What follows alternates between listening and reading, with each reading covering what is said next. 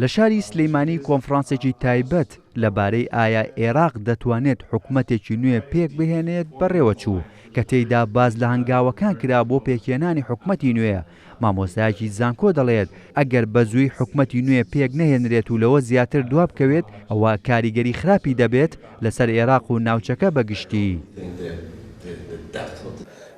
پێویستە واز ینی کۆتایی بە ململانە سیاسی بهێنرێ و حکوومەت پێک بهێنرێ بۆ خزمەتکردنی خەڵک بۆ ئەوەی کەەوە وەڵامدانەوە هەبێ بۆ داواکاریەکانی خەڵک بۆ داوینکردنی خزمەتگوزاری هەروەها بۆ ئەوەی کەەوە وەڵامدانەوە هەبێ بۆ هەڕەشانی کە عێراق و هەرێم لە بەردەمیان پێویستە حکوومەت زوو پێک بهێنرێ و هەموو حزب سیاسەکان هەموو لایەنەکان وەک ئەوەی کە خەڵک چاوەڕێیان لە یەکات بێن حکوومەت تەشکیل بکەن.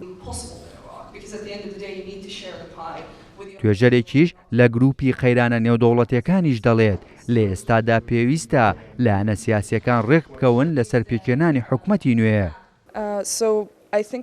ئەوەی لەم دوایانەدا دەیبینین بۆ پێکهێنانی حکوومەتی زۆرینەیە بەپێی ئەو ڕێکەوتنانەی کە هەیە بۆ ئەوەی بتوانرێت حکوومەتێکی نوێ پێک بهێنرێت. ئەوەش دەبینین کە لە چەند ڕۆژی ڕابردوودا ڕوویدا.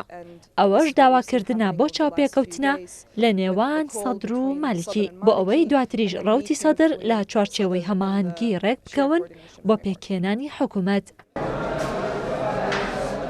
زیاتر لە 5 مانگە هەڵبژاردننی پێشوەختەی ئەنجومەنی نوێنەرانی عێراق بەڕێوە چووە، بەڵام تا ئێستا حکوومەتی نوێ پێک نەهێنراوە و بەڕای چاودێرانی سیاسیش دواکەوتنی لەوە زیاتر کاریگەری دەبێت لەسەر کەمبوونەوەی متمانەی هاوڵاتیان بە حکوومەت.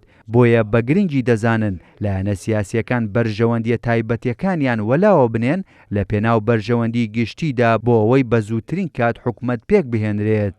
هێمن کەمال، کورتسات نیوز، سلەیمانی.